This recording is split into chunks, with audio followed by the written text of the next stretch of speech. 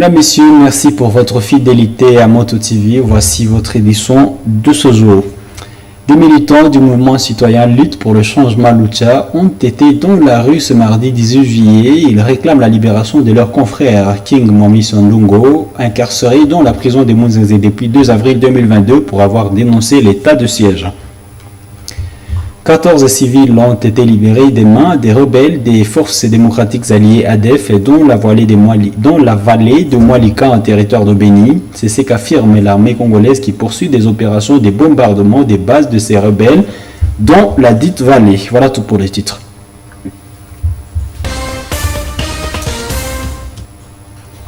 Mesdames et messieurs, bienvenue dans l'intégralité de ce journal. Des militants du mouvement citoyen Lutte pour le changement Lucha réclament la libération de leur confrère King Mwami Sondungo, incarcéré dans la prison de Munzeze depuis le 2 avril 2022. C'était pour avoir dénoncé l'état de siège. Pour manifester leur indignation, les militants de Lucha Butembo ont été dans les rues principales de la ville de Butembo en placardant des photos du militant incarcéré sur des poteaux et des portes se trouvant sur leur passage. Lucena, Eugénie Moussevirois et Mwamini Vihamba nous en parlent dans ce reportage.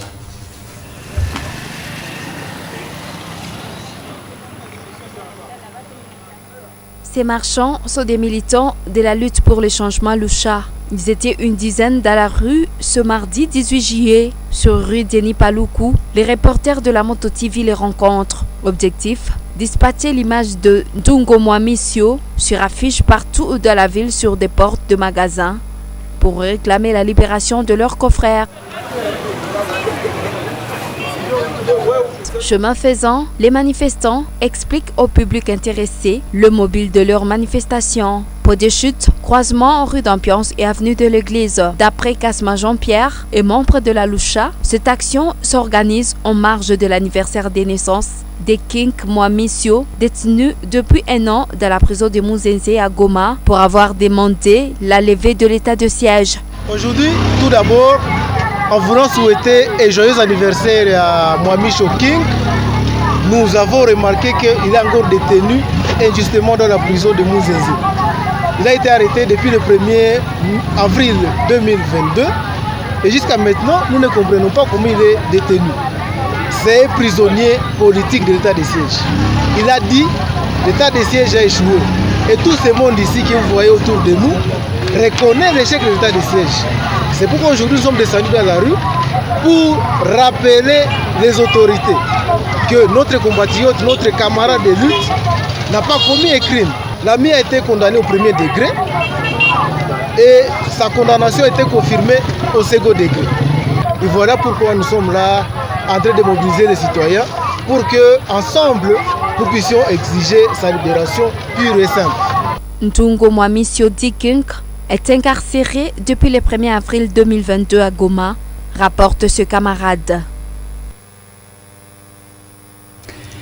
La Commission électorale nationale indépendante CENI, antenne de Butembo, appelle les candidats prétendant à la députation nationale à CEAT pour ne pas rater le dépôt des candidatures. Georgette Kibendelwa, responsable de l'antenne locale de la CENI, reste ferme sur le fait qu'aucune prolongation ne sera faite, précisant que la dernière prorogation de 7 jours a été accordée pour récupérer les partis politiques qui ont présenté leur candidature avec retard.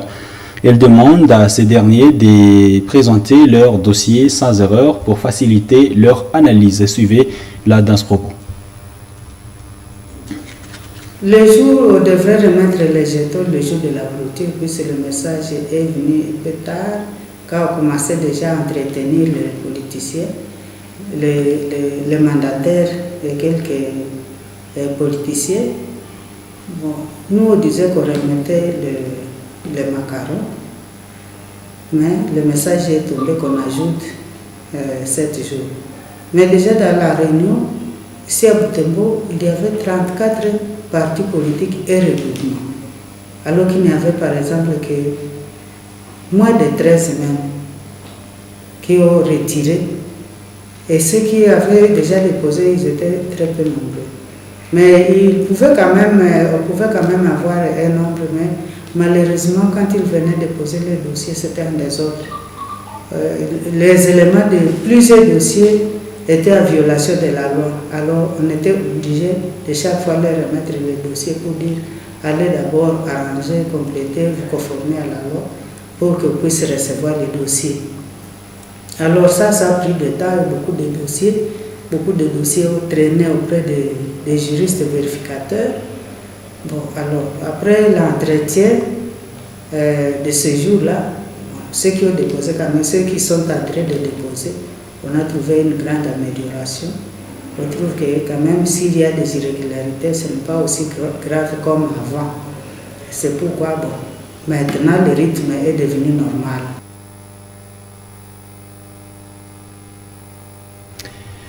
L'état de santé de l'enfant retrouvé la semaine dernière dans une toilette en cellule à Tiriba au quartier Mukalangiroa évolue positivement au centre hospitalier Saint-Camille.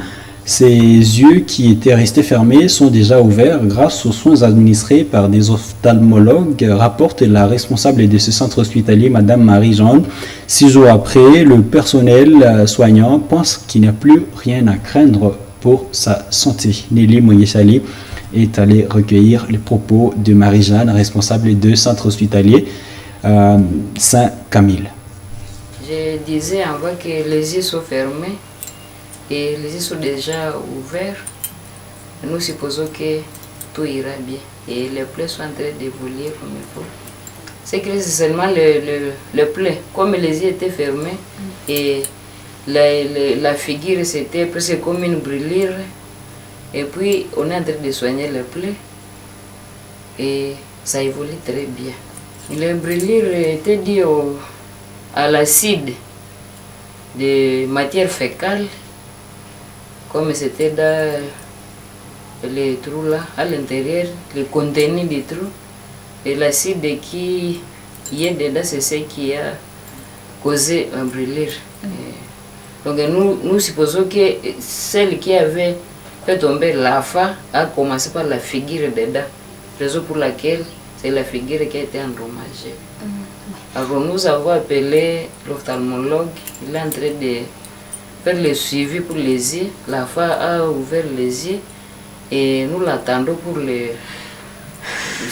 Il connaît ce qu'il va faire à l'intérieur, comme nous on n'a pas fait l'ophtalmologie. Il est en train de suivre les soins, il est en train de parler de la cornée. Et nous l'attendons encore ce soir, aujourd'hui, pour finaliser le traitement des yeux. Si Dieu le veut, nous supposons que dans une semaine, la femme pourra sortir de l'hôpital et rentrer à la maison avec sa maman et son père. Les forces armées de la République démocratique du Congo, FARDC, avec l'appui des unités ougandaises des UPDF, poursuivent des opérations, des bombardements des bases des islamistes des forces démocratiques alliées ADF dans la vallée de Malika en territoire de Béni. Parmi les résultats, 14 civils kidnappés ont été libérés des mains de ces terroristes. L'armée a d'ailleurs interdit à la population toute fréquentation non consignée de cette vallée pour éviter des dégâts collatéraux pendant cette période où elle y mène des opérations de ratissage. Suivez ce reportage de Monampedi Mazekele. Ces bombardements ont été effectués dans la nuit du dimanche 16 à ce lundi 17 juillet 2023. Le porte-parole congolais des opérations conjointes FARDC UPDF renseigne que 14 compatriotes se sont échappés des mains des rebelles suite à ces frappes. Je cite, 14 personnes viennent d'être libérées de griffes des terroristes islamistes de l'ADF après d'intenses bombardements de la nuit du dimanche 16 au lundi 17 juillet des positions ennemies, renseigne le lieutenant-colonel Mike Azukai dans une note transmise aux médias. Cet officier de l'armée rappelle à l'opinion l'interdiction formelle de circuler dans la vallée de Moualika, théâtre de ces frappes de l'armée. Nous avons eu plusieurs otages qui ont été libérés. Na bila kusahau kuwa kunakuwa na mateka ambao walikuwa wakitekwa na wajambazi wa ADF. Raia wengi walikuwa wametekwa awali, tumewakomboa. Et je crois qu'aujourd'hui vous avez vu les dames entre guillemets qui ont été récupérées dans la vallée de Moualika. Nafikiri hata kwa leo mumeona wadada ambao walikuwa wametekwa mateka na adui, tumewakomboa na mumewaona mbele yenu hapa kwa leo. Depuis plusieurs mois, L'armée congolaise et son allié maintiennent la pression sur les islamistes ADF. Après l'attaque d'une école secondaire en Ouganda, les deux armées sont déterminées à découdre avec ces terroristes ADF. Le comité des pêcheurs individuels de Kavinyonge et Kopeikia appelle le gouvernement de la RDC et celui de l'Ouganda à baliser la limite entre les deux pays voisins sur le lac Édouard. Le Kopeikia pense que ceci pourrait aider à résoudre le problème d'arrestation arbitraire sur ce lac par la marine ougandaise, mais aussi permettre aux pêcheurs congolais de ne pas franchir la limite. Isabelle Wangaimuka nous commente ce reportage. Sur ce lac Édouard, la pêche se pratique jour et nuit. Des armateurs y passent parfois des heures, voire des nuits, à la recherche des poissons. Côté congolais, cette recherche n'est pas aussi aisée que ça depuis quelques décennies. Pour cause, la diminution des poissons dans la partie congolaise. Les pêcheurs congolais partent s'aventurer parfois à la frontière lacustre entre la RDC et l'Ouganda et quelquefois au-delà de celle-ci à la recherche de l'abondance. C'est alors qu'ils tombent dans l'effraction. Ils sont des fois arrêtés par la marine ougandaise, faute d'une limite visible à l'œil nu. D'après Kambale Kalondero, secrétaire du Kopeikia, la marine ougandaise arrête plusieurs pêcheurs congolais chaque mois. Parmi eux, d'autres qui témoignent avoir été arrêtés en étant sur leur territoire. Ces cadres du comité des pêcheurs pensent qu'une limite en balise pourrait aider à réduire les conflits entre la RDC et l'Ouganda. Pour vouloir chercher maintenant à capturer beaucoup de poissons, nous allons voler.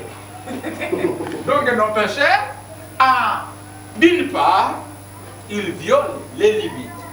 De l'autre part, les patrouilleurs ougandaises et aussi violent nos limites. Après avoir trouvé qu'il n'y a pas de personnes qui ont franchi la limite, ils vont aussi déborder. C'est une limite liquide que nous plaidons jusqu'aujourd'hui de baliser, de mettre les signes. Alors ce dossier, c'est un grand dossier qui incombe à deux gouvernements, le gouvernement congolais et le gouvernement ougandais. Kambale Kalondero dénonce l'absence de patrouilles sur les eaux congolaises, une absence qui provoque les désordres de la part des pêcheurs congolais, mais aussi l'arrestation des pêcheurs congolais par les Ougandais. Comme nos patrouilleurs marines ne s'inquiètent pas de marquer la présence sur la frontière du King. Celui-ci préconise surtout la réglementation de la pêche par les autorités congolaises dans leur partie qui représente environ les 3/4 du lac pour limiter les pêcheurs congolais d'aller s'aventurer plus loin.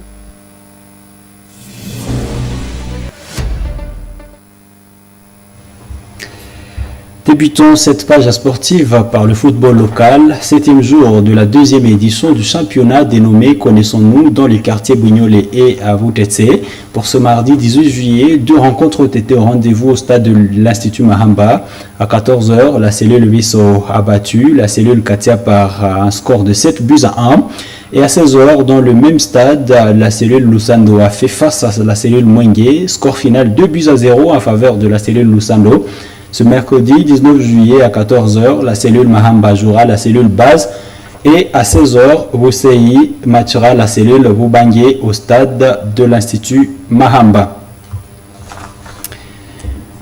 Pour boucler cette édition, parlons du sport national et international. À 10 jours du début des 9e Jeux de la francophonie, les délégations de plusieurs pays sont déjà arrivées à Kinshasa. Il s'agit notamment de la délégation du Togo, celle du Niger, celle du Burkina Faso, de la délégation du Congo, de la République du Congo et celle du Bénin, sans oublier la délégation du Tchad. Le lundi, la dernière délégation à poser sa valise à Kinshasa était celle du Burkina Faso qui a foulé le sol congolais. Plusieurs équipes fustigent déjà les conditions d'hébergement aménagées pour les pays participants. Une frustration de l'entraîneur de l'équipe du Burkina Faso après la première séance d'entraînement à l'issue de laquelle l'équipe a manqué des kits d'hygiène. Suivez ces propos du coach. Voilà, on nous signale que l'élément n'est pas prêt. Vous allez peut-être le suivre dans nos prochaines éditions. Mesdames, Messieurs, c'est donc par ces nouvelles sportives que nous bouclons cette édition du journal sur Moto TV que j'ai eu le réel plaisir de vous présenter. Un journal qui a été coordonné par Isabelle Wangaimuka sous la supervision éditoriale de Grace Kaniki. Portez-vous bien. Au revoir.